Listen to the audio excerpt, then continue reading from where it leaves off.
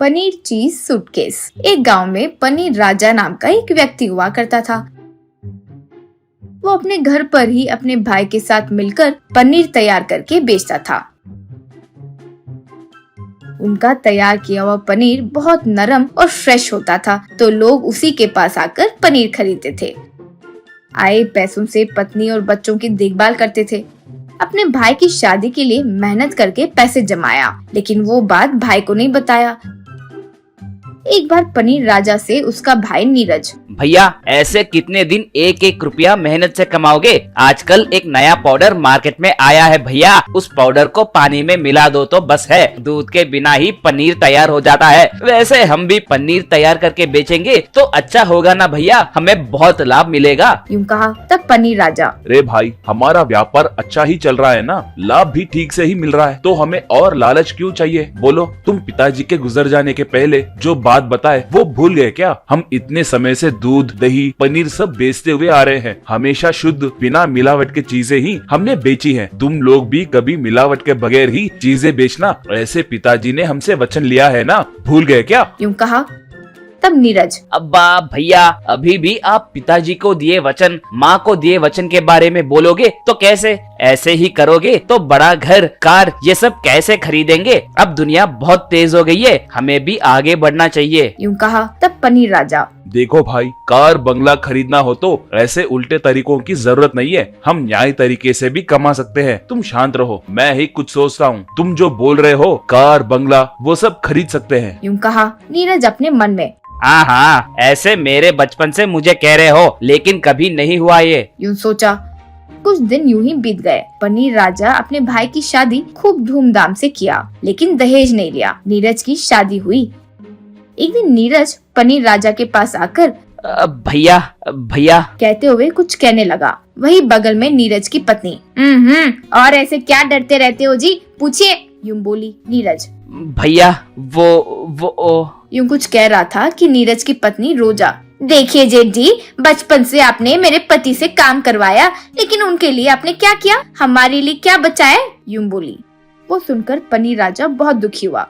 ऐसे क्या है, मैंने कभी भी उसका मेरा ऐसे अलग अलग करके उससे बात नहीं की है। ये पूरी जायदाद दोनों मिलकर ही कमाए हैं, मुझे मेरे भाई से ज्यादा जायदाद नहीं है। ये लो, आज ही ये जायदाद पूरा भाई के नाम पर लिख के दे रहा हूँ। यूं कहा तब नीरज की पत्नी रोजा, अब्बा आज लिखकर देने के लिए ये कोई इंद्र भवन है क्या? एक छोटा झोपड़ी है, आप लिखकर भी दे दिए तो हमारे पास व्यापार करने के लिए क्या है? मेरे पति ने जो मेहनत करके कमाया वो नाम भी आपको मिला, उस पनीर को आप फिर कभी नहीं बेचोगे, यूं वचन दीजिए। यूं बोली। पनीर राजा बिना कुछ बोले अपने पत्नी की ओर देखता है। पत्नी कुछ नहीं कहते हुए ठीक है कहकर सर हिलाई। इस तरह पनीर राजा अपने भाई को पूरी जायदाद लिख कर दे दिया और घर से पत्नी बच्चे के साथ निकल गया।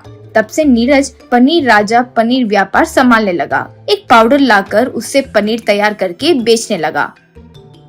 सब पनीर राजा ब्रांड पनीर होने की वजह से उस पनीर को खरीदे।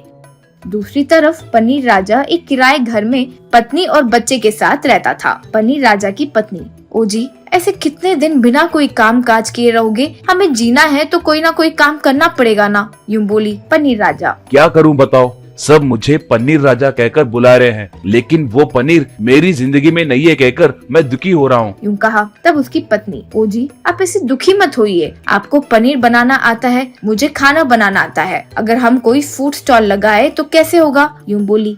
तब पनीर राजा, सोच तो अच्छी है, लेकिन क्या लगाएंगे? पत्नी, पनीर चीज सूटकेस बनाएंगे, यूं बोली पनीर राजा। मतलब? पूछा पत्नी। कहकर नहीं बताऊंगी, कहते हुए एक ब्रेड के टुकड़े को लेकर बीच में काटकर पनीर भरकर ऊपर से चीज डालकर पट्टी में पकाई। बस पनीर चीज सूटकेस तैयार हो गया। वो देखकर पनीर राजा दंग रह गया। जैसे सोचे वैसे एक छोटा फूड स्टॉल डालकर पनीर चीज सूटकेस बनाकर एक बड़ी सी बट्टी में पका रहे थे। वो देखने में अच्छा और टेस्टी भी होने के कारण लोग खूब खाने लगे। कुछ दिनों में पनीर राजा का पनीर चीज सूटकेस बहुत मशहूर हो गया था। एक बड़ा सा घर, कार सब खरीदे। एक बार नीरज अपने पत्नी के साथ पनीर राजा के पास आकर उसके पैर पर गिरकर भैया मुझे माफ करो, मुझे माफ करो। आपने जो कहा वो बिना सुने मिलावटी पनीर बेचा, उसे खरीदने वालों का आरोग्य पर प्रभाव पड़ा, लोग मुझ पर केस डाले और वो केस से बाहर आने के लिए पूरी जायदाद बेचकर ऐसे सड़क पर आ गया हूँ। यूं कहा उसकी पत्नी रोजा। हाँ जेठ जी, मैंने ठीक से बर्ताव नहीं किया, मुझे माफ कीजिए, यूं बोली पनीर राजा। देखो भाई, मैंने तुमसे तभी कहा था, कार बंगला खरीदना हो तो गलत काम करने की जरूरत नहीं होती, ईमानदारी से भी कमा सकते हैं। तुम लोग हमारे पास ही रहो, अब से होशियार रहना, हमारा व्यापार संभालो। यूं कहा तब से नीरज बदल गया और जैसे भाई कहता वो वैसे करता। सब खुशी से रहने लगे।